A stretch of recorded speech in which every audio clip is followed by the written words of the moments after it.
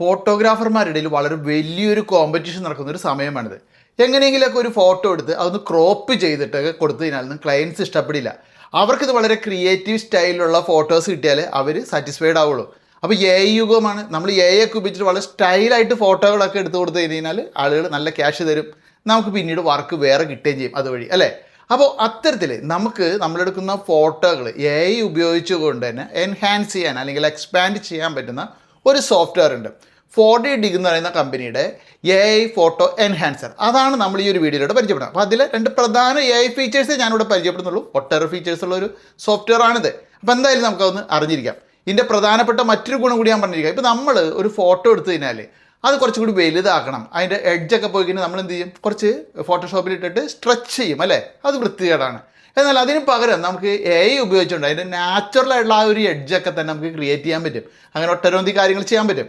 അപ്പോൾ അത് നമുക്ക് ഈ ഒരു സോഫ്റ്റ്വെയറിലൂടെ ചെയ്യാൻ പറ്റും. എന്തായാലും ജസ്റ്റ് ഞാൻ പറഞ്ഞ പോലെ ആ 2 എ ഐ ഫീച്ചേഴ്സ് ഒന്ന് നമുക്ക് അറിഞ്ഞിരിക്കാം. ഞാൻ ഈ വീഡിയോയുടെ ഡിസ്ക്രിപ്ഷനിലും കമൻറ്റ് ബോക്സിലും വച്ചിരിക്കുന്ന ലിങ്കിലൂടെ നിങ്ങൾക്ക് ഈ സോഫ്റ്റ്വെയർ ഡൗൺലോഡ് ചെയ്യാനും അത് നിങ്ങളുടെ സിസ്റ്റത്തിൽ ഇൻസ്റ്റാൾ ചെയ്യാനും സാധിക്കും. അപ്പോൾ ഇത് ഇൻസ്റ്റാൾ ചെയ്ത് ഓപ്പൺ ആക്കുന്ന സമയത്ത് നമുക്ക് വളരെ യൂസർ ഫ്രണ്ട്ലി ആയിട്ടുള്ള സിമ്പിളായിട്ടുള്ള ഒരു ഇൻ്റർഫേസ്, മനോഹരമായിട്ടുള്ള നിറത്തിലുള്ള ഒരു ഇൻ്റർഫേസാണ് ഇതുപോലെ കാണാനാവുക. ഇവിടെ നമുക്ക് video repair, file repair, photo repair എന്നിങ്ങനെ നിരവധി ഓപ്ഷൻസ് കാണാം. പക്ഷേ ഇതിലെ ലേറ്റസ്റ്റ് ഫീച്ചറുള്ള എ ഐ എൻഹാൻസറാണ് ഞാനിവിടെ നിങ്ങൾക്ക് പരിചയപ്പെടുന്നത്. എ ഐ എൻഹാൻസറിൽ നമുക്ക് എ ഐ എക്സ്പാൻഡ് ഇമേജ് എന്നും A I image style transfer എന്നിങ്ങനെ 2 ഫീച്ചറുകൾ ഇതിലുണ്ട്. അപ്പോൾ അതാണ് നമുക്ക് വളരെ യൂസ്ഫുൾ ആയിട്ടുള്ളത്. നമുക്ക് അതൊന്ന് പരിചയപ്പെടാം. എ ഐ എക്സ്പാൻഡ് ഇമേജ് എന്ന് സെലക്ട് ചെയ്യുമ്പോൾ തന്നെ ഇതെങ്ങനെ ഉപയോഗിക്കണമെന്ന് ഇവിടെ കുറേ നിർദ്ദേശങ്ങൾ നമുക്ക് കാണിച്ചു തരും.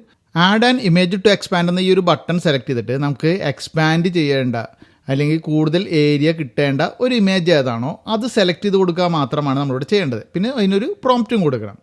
അപ്പോൾ നമ്മൾ ഇവിടെ സെലക്ട് ചെയ്യാൻ പോകുന്ന ഫോട്ടോ ഒന്ന് കാണിച്ചു തരാം. ഈ ഒരു ഫോട്ടോ ആണ്. ഇവിടെ ഷർട്ട് ഇട്ടിരിക്കുന്ന ഈ ഒരു ഫോട്ടോ നോക്കിയാലും താഴേക്ക് ഇവിടെ വേറെ ഭാഗങ്ങളൊന്നുമില്ല. അതുപോലെ സൈഡൊക്കെ നോക്കുക. ഇനി നമ്മൾ ഇത് ഇവിടെ സെലക്ട് ചെയ്ത് കൊടുക്കുകയാണ്. ഇപ്പോൾ നമുക്ക് വലത് സൈഡിലായിട്ട് ഇനി ഇതെങ്ങനെ ഉപയോഗിക്കാമെന്നുള്ള നിർദ്ദേശങ്ങൾ കാണാം. അപ്പോൾ ഈ യൂസർ ഗൈഡിൽ പറഞ്ഞേക്കണനുസരിച്ച് കൃത്യമായിട്ട് ഉപയോഗിച്ച് കഴിഞ്ഞാൽ നമ്മൾ ഉദ്ദേശിക്കുന്ന ഒരു ഔട്ട്പുട്ട് തന്നെ ലഭിക്കും. ഇവിടെ എ ഐ എക്സ്പാൻഡ് പ്രോംപ്റ്റ്സ് എന്നുള്ള ആ ഒരു കോളത്തിൽ നമ്മൾ സിമ്പിളായിട്ട് ഒരു പ്രോംപ്റ്റ്സ് ഇവിടെ ടൈപ്പ് ചെയ്ത് കൊടുക്കുകയാണ്. കൂടുതൽ വിശദമായിട്ട് കൊടുത്തു കഴിഞ്ഞാൽ അതിനനുസരിച്ചുള്ള ഔട്ട്പുട്ട് നമുക്ക് കിട്ടും.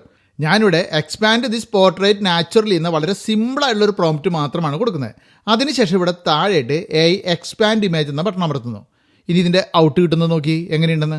ഫോട്ടോ കുറച്ചുകൂടി വൈഡായിട്ടുണ്ട്. എന്നാൽ ആ ഒരു ബാക്ക്ഗ്രൗണ്ടൊക്കെ അതേ രീതിയിൽ തന്നെ അതിനോട് മാച്ചിങ് ആയിട്ടുള്ള കൃത്യമായിട്ട് തന്നെ വന്നിട്ടുണ്ട്. അതെ, ഒരു എ ഐ ഇമേജ് ആണെന്ന് ആർക്കും മനസ്സിലാവില്ല. അതേ രീതിയിൽ നല്ലൊരു ഒറിജിനൽ പിക്ചർ ഇവിടെ കിട്ടിയിട്ടുണ്ട്. ഇനി നമ്മളിവിടെ അത് എക്സ്പോർട്ട് അമർത്തി കഴിഞ്ഞാൽ നമുക്ക് ഒരു ഫോട്ടോ സെലക്ട് ചെയ്ത് കഴിഞ്ഞാൽ ആ ഒരു ഫോട്ടോയിലേക്ക് ഈ ഒരു ഔട്ട് വരും.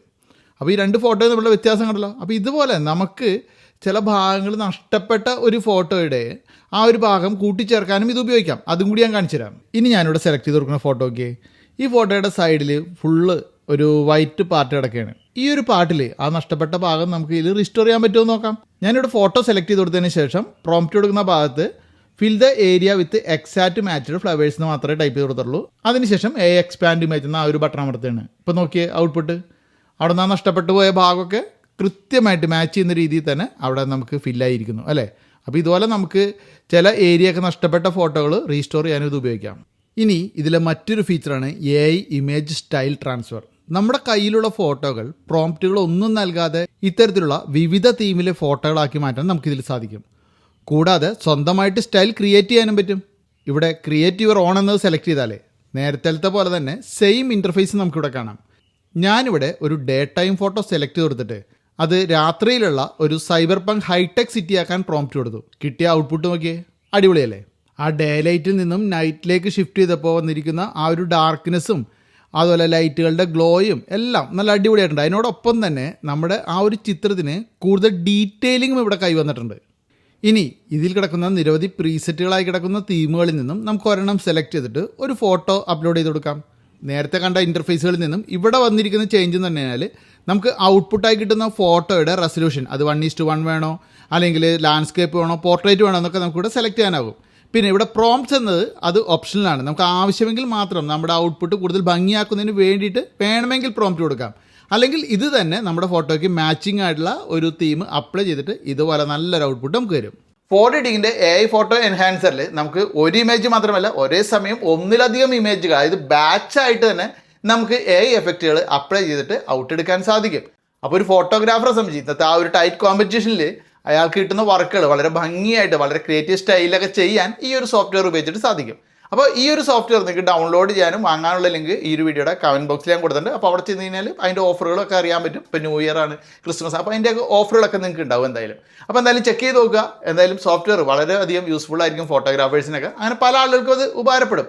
അപ്പോൾ നിങ്ങൾക്ക് ഈ ഒരു സോഫ്റ്റ്വെയറിനെ കുറിച്ചുള്ള അഭിപ്രായം അതെന്തായാലും മറക്കാതെ വീഡിയോക്ക് താഴെ കമൻറ്റ് ആയിട്ട് ഇടുക. അപ്പോൾ നമുക്ക് മറ്റൊരു വീഡിയോയിൽ വീണ്ടും കാണാം.